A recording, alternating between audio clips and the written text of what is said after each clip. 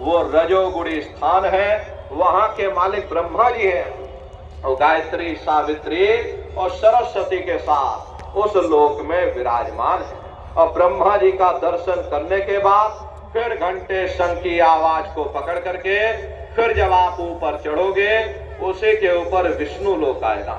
विष्णु लोक वो सतोगुणी स्थान है, वहां के मालिक विष्णु जी हैं। उनका बड़ा मनमोहक स्वरूप है। उनकी 4 भुजाएं हैं और चारों भुजाओं में शंख, गदा, पद्म और चक्र सुशोभित है। और आप क्षीर सागर में लक्ष्मी जी के साथ विराजमान हैं। ये तीनों देवता ब्रह्मा, विष्णु और महादेव अपने अपने लोक में बैठ करके राज कर रहे हैं। एक रचयिता है जो हम जीवों को रचता है, एक पालनहार है जो हम जीवों को पालता है, एक संहार करता है जो हम जीवों को नष्ट कर देता। एक का काम है शरीर को बनाना, एक का काम है शरीर की सुरक्षा करना, एक का काम है शरीर को नष्ट कर देना। इनकी जो माता है वो आद्या महाशक्ति है। ब्रह्मा, विष्णु, महादेव लोक के ऊपर वो आद्या महाशक्ति का लोक आता है। और उसी लोक को पार करने के बाद सबसे पहला देश पड़ता है, या यूं कह लीजिए कि पहली राजधानी पड़ती है, जिसे महात्माओं ने सहस दल कवल कहा। प्रेमी भाई बहनों, वो राजधानी है। वहां के जो मालिक हैं वो निरंजन भगवान हैं। ये ब्रह्मा, विष्णु, महादेव ये निरंजन भगवान के ही पुत्र हैं। और ये आद्या महाशक्ति ये निरंजन भगवान की अर्धांगिनी है। निरंजन भगवान स्वयं तीनों लोकों के मालिक हैं। उन्हीं को त्रिलोकीनाथ कहा जाता। हिंदू उन्हीं को परमात्मा कहते हैं। ये घंटे और शंख की आवाज जो हर इंसान के अंदर गूंज रही, वो आवाज उन्हीं के मुखार बिंद से हो रही। निरंजन भगवान का जो स्वरूप है वो ज्योतिष स्वरूप है। 1000 बाती की अखंड ज्योति वहां पर बराबर जल रही है। अरे हम लोग मंदिरों में ज्योत जलाते हैं, इस ज्योति में तेल की जरूरत पड़ती है, बाती की जरूरत पड़ती है, लेकिन वो अखंड ज्योति वहां पर ऐसी जल रही जिसमें ना तेल की जरूरत है और ना बाती की जरूरत है। महात्माओं ने लिखा है, उल्टा कुआ गगन में तिसमें जरे चिराग, तिसमें जरे चिराग, बिना रोगन बिन बाती, और 6 ऋतु 12 मास जरत रहे दिन राती। सतगुर मिले जो होए ताह की नजर में आवे, बिन सतगुर नहीं कोई वाह को दर्शावे। वो अखंड ज्योति ऐसी है जिससे पूरा ब्रह्मांड प्रकाशवान हो रहा। जितनी भी अवतारी शक्तियां आई, अरे भगवान राम आए, राम को वहीं से नीचे उतारा गया। इसीलिए उस देश को अयोध्या नगरी या कौशलपुर देश भी कहा गया। अरे गोस्वामी जी महाराज जब साधना करके वहां पहुंचे, तभी गोस्वामी जी महाराज ने लिख दिया रामचरितमानस में। देखो प्रेमी भाई बहनों, रामचरितमानस में गोस्वामी जी महाराज ने जो भी लिखा है वो सब अंतर का भेद लिखा, बाहर का कुछ नहीं। जो भी उन्होंने लिखा वो सब अंतर का भेद लिखा। जब उन्होंने साधना किया, साधना करके जब ऊपर गए, ऊपर जा करके जब उस अयोध्या नगरी को देखा, भगवान राम का दर्शन किया, तो उन्होंने रामचरितमानस में लिख दिया। क्या उन्होंने लिखा? देखिए गोस्वामी जी महाराज लिखते हैं, मुदो नैन त्रिशत में भयो, पुन चितवत कौशलपुर गयो। जब मैंने अपने बाहर की आंख बंद की, मेरी अंतर की आंख खुल गई और मैं क्या देख रहा हूं, मैं कौशलपुर देश में पहुंच गया। मोहे विलोक राम मुस्काई, मुझे देख करके भगवान राम प्रसन्न हो गए। प्रेमी भाई बहनों, वहां पर भगवान राम विराजमान है। राम भगवान का दर्शन होता है तो गोस्वामी जी महाराज कहते हैं, भाई मुझे देख करके भगवान राम प्रसन्न हो गए। उन्होंने ऊपर जाने का मुझे रास्ता दे दिया।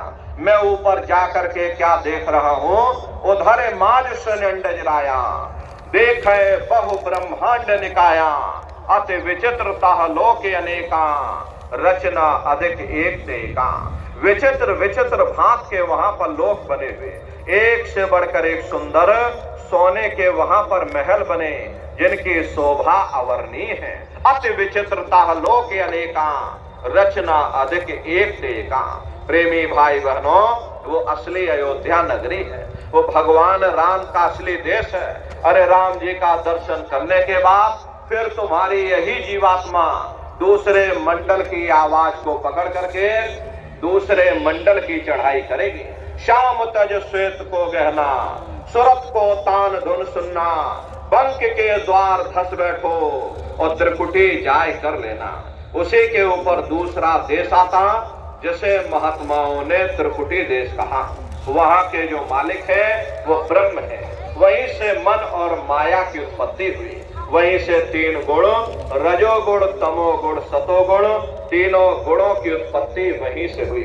ये जो आपके वेद हैं, वेदों को सारी दुनिया पढ़ती है।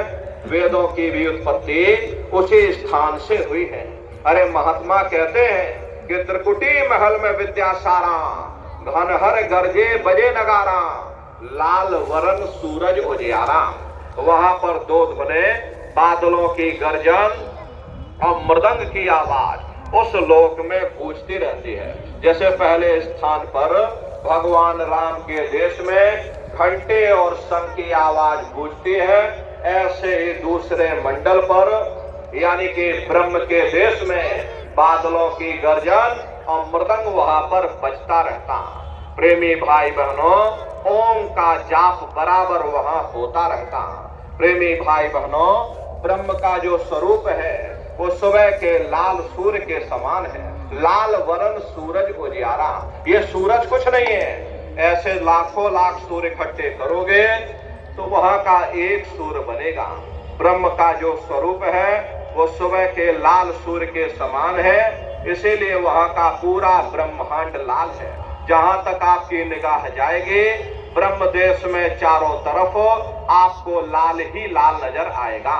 महात्मा जब साधना करके वहां पहुंचे तभी महात्माओं ने लिख दिया, लाली मेरे लाल की जित देखो तो लाल, लाली देखन में गई मैं भी हो गई लाल।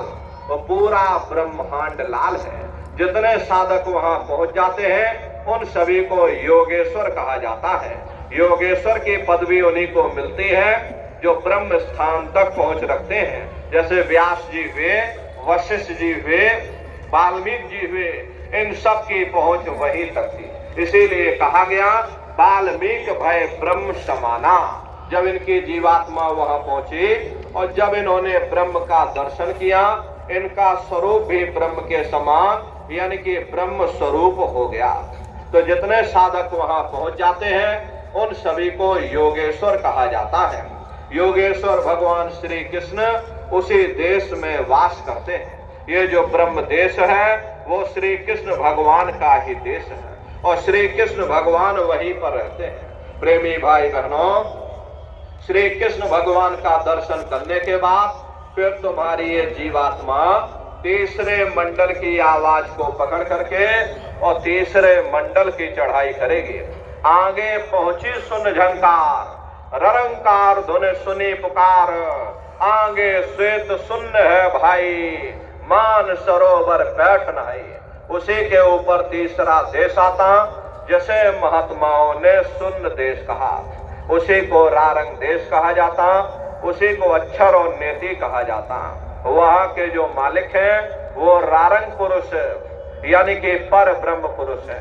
वहां किंगरी और सारंगी दो धुने उस लोक में गूंजती रहती है और पर ब्रह्म पुरुष का जो स्वरूप है वो पूर्णमासी के चंद्रमा के समान बड़ा ही मनमोहक स्वरूप है। इसी स्थान पर प्रेमी भाई बहनों एक बहुत बड़ा अमृत का सरोवर बना है जिसे महात्माओं ने मान सरोवर कहा।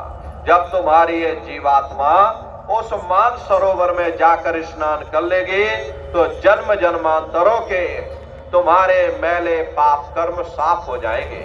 अरे यहाँ के पानी से तुम्हारे कर्मों की सफाई नहीं होने वाली। ये बाहर का पानी तुम्हारे शरीर के मैल को धो सकता है, लेकिन जो पापों का मैल है, जो अंतःकरण में ये कर्मों का बोझा आपने लाद रखा, वो जब साफ होगा जब आप तीसरे मंडल पर पहुंच करके उस गंगा में डुबकी लगाओगे। उसमें स्नान करने के बाद ये जीवात्मा हंस रूप हो जाती है। हंसन मिले हंसा हो जाए, मिले जो अमी आहारा है। जीवात्मा का खुद का प्रकाश उस अमृत के सरोवर में स्नान करने के बाद 16 सूर्य के बराबर हो जाता। तो फिर यही जीवात्मा चौथे मंडल के शब्द को पकड़ करके चौथे मंडल की चढ़ाई करती है। 2 पर्वत के संग निहारो, भंवर गुफा से संत पुकारो।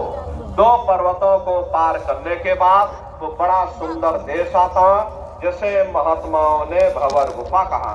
वहाँ के जो मालिक हैं वो सोहन पुरुष हैं, मां नहीं है। हापे अंग की मात्रा, सोहन पुरुष। वहाँ बंसी यानी मुरली की मधुर ध्वनियां सदा उस लोक में उच्चारण होती रहती है। और सोहन पुरुष का जो स्वरूप है वो दोपहर के सूर्य के समान महाप्रकाशवान स्वरूप है। अरे स्वरूप में अंतर है। पहले स्थान पर निरंजन भगवान का जो स्वरूप है वो ज्योतिष स्वरूप है। दूसरे स्थान पर ब्रह्म का जो स्वरूप है वो सुबह के लाल सूर्य के समान है। तीसरे स्थान पर पार ब्रह्म पुरुष का जो स्वरूप है वो पूर्णमासी के चंद्रमा के समान है।